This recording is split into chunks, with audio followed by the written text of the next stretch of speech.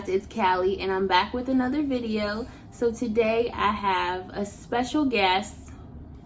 Hey y'all, my name Nah. I'm her boyfriend. How y'all doing? Yeah. Today I have a story time about Our car situation, our vehicle matters and how it all came about. So wow.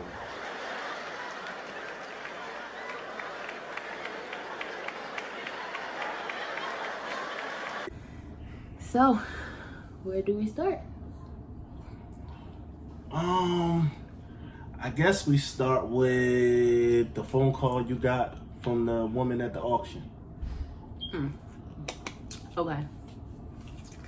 So, we was at home, minding our business, Just chilling. and somebody called my phone. And it was somebody that used to work with me. She no longer worked with me. She just was an old coworker. And she called me and she was like, hey, do you still need a car?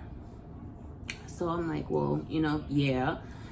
And she was like, well, I know that you need to be able to travel and, get to your daughter because our youngest daughter was in the hospital. So we needed a car to be able to get back and forth to see her.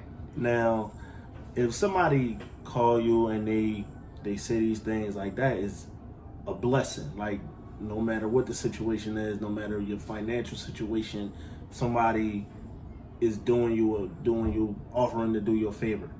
She called, she said what she said, and she said, well, I'm at the auction, I'll buy the car for you guys at the auction and you just pay us back, basically.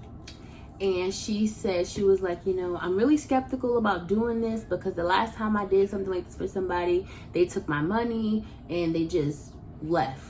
They just took her money, gave it to somebody else that she knew or something, and then she never got her money, basically. And that's understandable skepticism. You know what I mean? Like, it's not, because she paid somebody's bail to get them out of jail, and she was getting us a car so that we were able to get back and forth to our kid. It's two totally different situations, and you have the ability to hold the key to the car if you wanted to until you got all your money. You could have did whatever you wanted to. You had the car. It's not like you handed me a car and now you're just waiting for me to give you money. I personally understand the skepticism. I'm not as trusting of people. But regardless, I am. And that's why I don't understand where she's coming from, because I know she not. But anyway, what I did with, so she said, I'll pay for the car and you guys just pay me back in installments or whatever, however it went. Mm-hmm. So she sent us a picture of one car, of a van, and it looked really nice. It looked real nice. We like, oh, she like, you guys want this one? Yeah, we want it. That looked perfect. Yep. Then she said, oh, it was just taken. You can't get that one. Yep. And then she said, oh, I got you guys a car. And never sent pictures. No, she did. She sent a picture of that little car. She never showed us a picture of the car that she actually got. She sent us a picture of a Dodge Neon, which was too small. That car was too small. We have 4 kids. So we told her, we need a car that has 3 rows. So she said, okay, no problem. Then she texts back like probably an hour later, well, I got you guys a car. She never sent us a picture of the car that she actually ended up purchasing. She sent us a picture of 2 cars that she never got.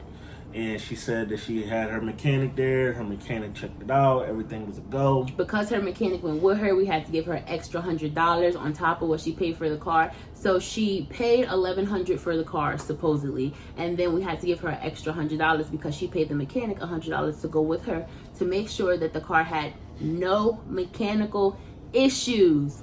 This is key. No mechanical issues.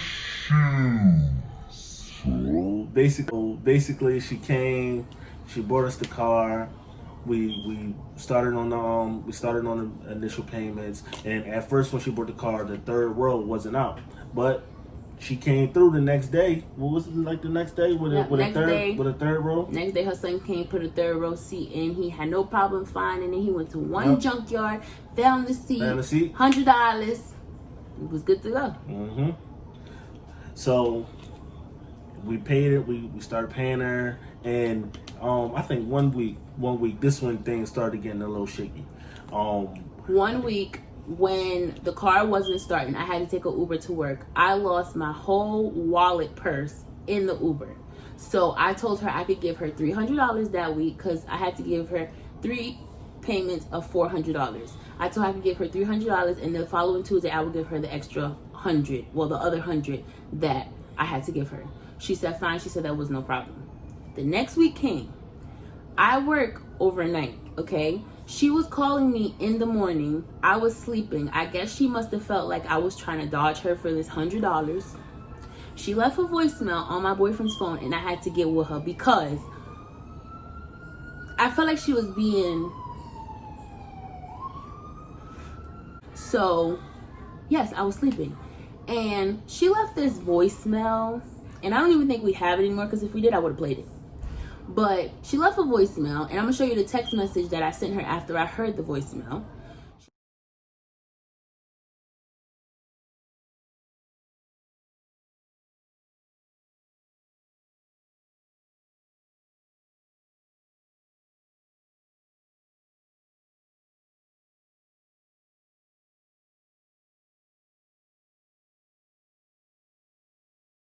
I feel like she was being rude and like... being aggressive. Yeah, like being real, like... Just hostile in her tone. And then she said something like, oh, you can't hide from me forever, sweetie. I'm not hiding from nobody for $100. It is never that deep. So now we pay her. She get her $100. The week after that, I guess, we pay her. So we pay her $100. The next week, we sent her last $400. So she calls back and says, oh, why'd you, mind you, every payment from this point, from the beginning, it was all through Cash App.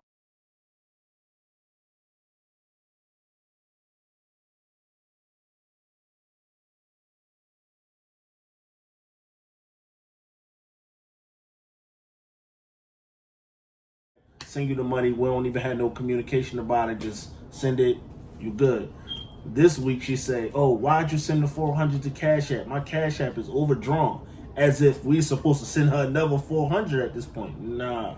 We don't know nothing about that. You didn't say. That's a personal problem. Yeah, you didn't say don't send it through Cash App. If you did, then we would have worked out the arrangement and did it some other kind of way. That's no problem. But you never said nothing. We sent it to you. Like, well, at least your overdraft is fine now because it's paid off. You good. We hooked you up. Like anything else, we don't know nothing about. So the car, it was a what, 02 Dodge Caravan. It wasn't nothing new, nothing fancy. But it was a decent enough car. It was a car that was good enough to get us where we needed to go. It was nice, big. It was what we needed. So I'm not gonna hold you. The car probably lasts about a month and a half, if that. I don't even think it. It probably lasts about two weeks at the most.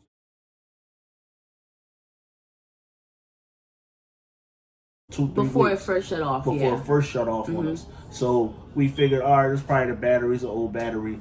No, where we knew something was off, we bought a radio. I got a friend of mine to put the radio into the car, but he had to pop the hood to connect the wires for the radio. When he popped the hood, he's not even a mechanic. He just know how to hook the radio. When he popped the hood, he came to me. He said, yo, I don't know who had this car or what they did to it, but they destroyed it. He said every wire in this car is in the wrong place. They hot wired it. He said the fan don't work. Like the car's gonna shut off. He gave me this warning. This was probably about a weekend. Yep. He gave me this warning. He already told me. Probably about the next week, it cut off. Boom. So I'm thinking maybe it's the battery. We go get a new battery. Nothing. It cuts back. We driving. It cut off again. We thinking maybe it's the alternator. So we get a mechanic to check it out. The mechanic say, he say, I don't know who sold you this car, but you need to get rid of it. It's not going to work. That was the second mechanic. The first mechanic said, oh, maybe if we try to put some fluid in it, it'll run for a little bit, just to give us some time. He said we need to take the car to an electrician. Yes, to be rewired, because these wires, wait till y'all see these pictures of these wires. It was house wires, sis, okay? When I say house wires, I mean, you see this wire, like this charger wire? This is the kind of wire you're going to see in the car. In the picture, this is the kind of wire you are going to see in the car, going to the fuse box of a car that this woman sold me, saying that she had in mind for us to be able to travel with our kids.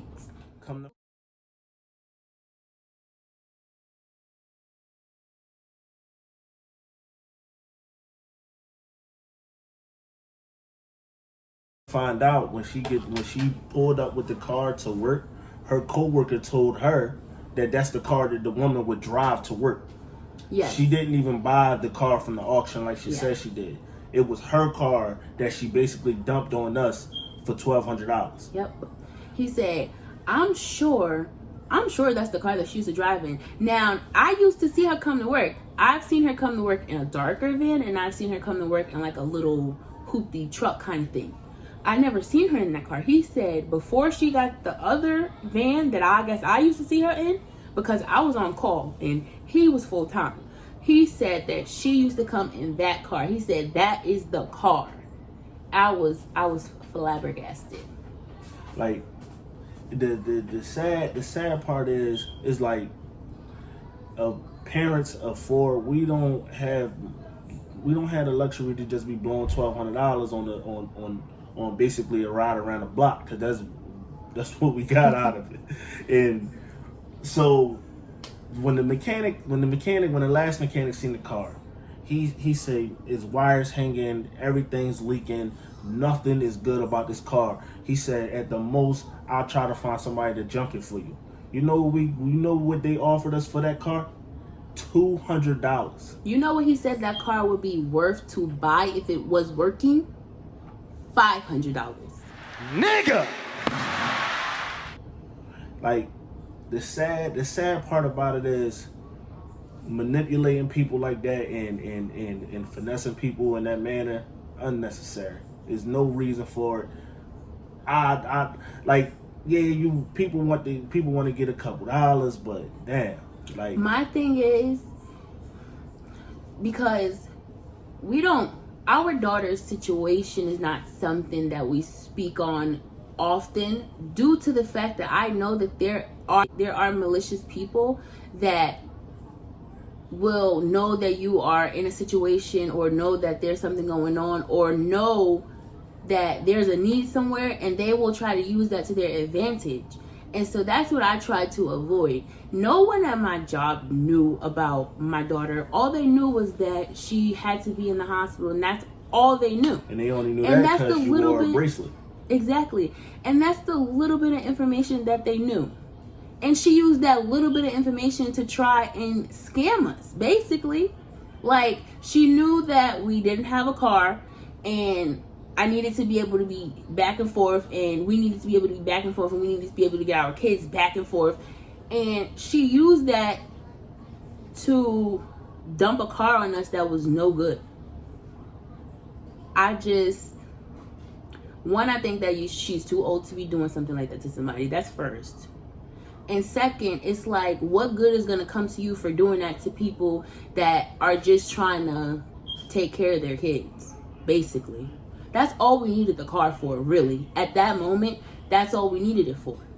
To get back and forth, like we like the money we was blowing on Ubers, and then we'll make it even worse, like the money that we blew even putting into that car. Bought a $200 battery, and then not even the following day, pulling out of AutoZone. Mm-hmm. The car stopped on me in the middle of the street. If you are from Philadelphia, or if you know the streets in Philadelphia, the car stopped on me on Broad Street. It was like in moving traffic. It was like close to you know where Temple at up in that area. The car just shut off. I had to go meet her up there because she basically in the street with the car. And before he got there, this random person just asked, hey, do you want me to try to help you push the car to the side? It's early in the morning and the cars are speeding through the express lane on the side, and now I gotta go park the car over on the side. And I'm just there with this car just stuck. Like this, the sad part about it is like this woman, like she hounded us down about this little couple dollars, which she definitely would have gotten. Like nobody would have. I know us, we not the type to scam nobody or take from nobody who, especially when I felt at the time that she was doing us a favor that we needed. Mm-hmm. Lo and behold, she was scamming. Like, watch out for people like that. Like. And the thing is, the signs were there. Like I didn't know her personally, but I know Callie knew her from work, and she would tell me about how she was a booster. And I felt sorry. To be honest, I felt like she wasn't a bad person. I knew that she was a booster, but you the plug, boo. Like I got 4 kids, and if I could get some stuff at a discounted price, then that's what it is. I'm not gonna knock your hustle. Disclaimer: but we do not encourage stealing. But don't hustle me. That's it. Just don't hustle me. That's all I'm saying. Like at work, like she was the pick. Okay, that's who the coworkers would talk shit about. That's who the coworkers would bother and make her cry. Mind you, this is a grown ass woman, but and I felt bad, and I would always feel bad. Like sometimes I would actually say stuff to people like, why are y'all treating her like that? When I should have been minding my damn business, because she didn't care about me. When it came time for her to show her true colors, she showed her true colors, and then I saw why people were the way that they were. Like, just be mindful, be cautious of these out of nowhere so-called kind gestures. They're not always especially when they're extreme, because somebody calling you and telling you, hey, I'm gonna go buy this car for you. Yeah. Like that was an extreme, and I feel like it was such an extreme that, and we needed it, that we didn't really think about it. It was like, wow, really, somebody is like this is God. No, that was the devil. that karma that she's gonna get, that's gonna be on her. But our good karma is the new car that we were able to get after the bullcrap car that she gave us. Which is